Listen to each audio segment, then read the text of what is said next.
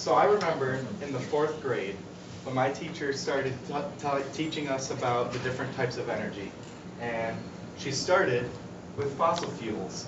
And she told us that they emit across the entire world a butt-ton of carbon dioxide and other greenhouse gases that causes climate change and a bunch of problems.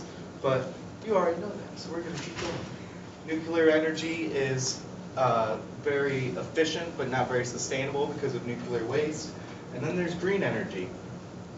It's completely renewable. There's no environmental effects. The only problem right now is that we don't have it. So I raised my hand and I said, "Teacher, why, if it's so much better, why don't we do it?" Next year, an oil rig in the Gulf of Mexico exploded and leaked about 24 million gallons of oil into the ocean, or the Gulf of Mexico. And the states and the area around the Gulf of Mexico started freaking out because apparently stuff like this isn't very good for tourism. Watching animals die long and excruciating deaths isn't really that fun to do on vacation. But stuff like this is actually common. In California, just a few years ago, a pipeline burst and leaked 100,000 gallons of oil across the coast of California. And 25,000 of those gallons ended up in the ocean. 50 animals died a torturous death. And it wasn't solved or fixed until the governor issued a state of emergency and mobilized the firefighters and police departments in the area to help clean it up. And they didn't like that because they have other jobs that they should actually be doing. They shouldn't be cleaning up their mess. So my teacher never gave me an answer as to why we support that. Personally, I think it's disgusting and immoral, but we do it every day anyways. I think the real reason that the government hasn't actually pushed forward in the development of green energy is money. Because the fossil fuel industry contributes hundreds of millions of dollars into campaigns, hundreds of millions of dollars into lobbying, and that's just the money that we know about. Green energy is very underdeveloped at this point.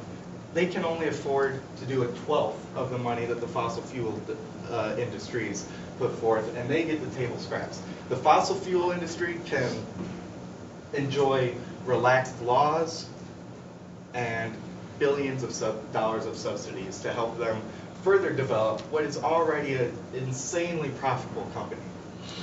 So what can we do? We can follow my favorite man, Elon Musk. He is the leading innovator, you could say, in green energy. He owns Tesla, which is by far my favorite company, and he is currently developing, it'll drop later this year, the Model 3. And I'm about to give you a butt ton of numbers about it. So it's supposed to be the first affordable green car at $35,000 base price. Now, you can see on your faces that you're all like, "What? $35,000? I can't afford that." You're wrong, because I crunched the numbers last night. If you put $10,000 down, the car, and choose a 72-month loan, you'll be paying about $400 a month. However, take out the $170 a month that you'd generally be paying on gas, it goes down to $196. Give it a really nice insurance policy, because you want to preserve that car. It goes back up to $400 a month. Now, experts say that you should spend about 15% to 20% of your yearly income on your car. So, in effect, if you make $38,000 a year, you can afford the Model 3. I think that's pretty doable.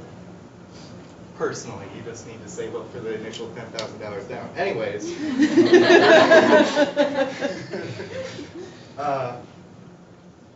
He's also pushing the solar roof. Every single one of those tiles is a miniature solar panel that produces just as much solar energy as a normal, large, some would say, bulky and ugly looking solar panel. That'll drop later next year, but we don't know the price yet, so I can't give you any of those fancy numbers. Now, first thing you can do, buy his stuff. It's cool, it's getting to be cheap, and it helps the environment immensely. But if you don't want to spend your money, work for him. See, Tesla employs 30,000 employees, and not all of them are highly experienced with degrees and stuff. He also needs assembly line workers. So you could leave high school right now and potentially get a job with Tesla, or maybe help put up solar farms. That's a growing industry. It's all, we need to support it with our time as much as we need to support it with our money, because it doesn't seem like the government's going to be doing that for us, so we need to do it ourselves. So you can be like me and pursue one of my dreams, or a dream like it, to start your own solar farm. I mean, pretty sure it would be profitable. I haven't crunched those numbers yet. So, in effect, it doesn't really seem like we're going to be getting much help with the government unless green energy industry can get its own money to help push into lobbying and fossil fuel industries. So let's do it ourselves.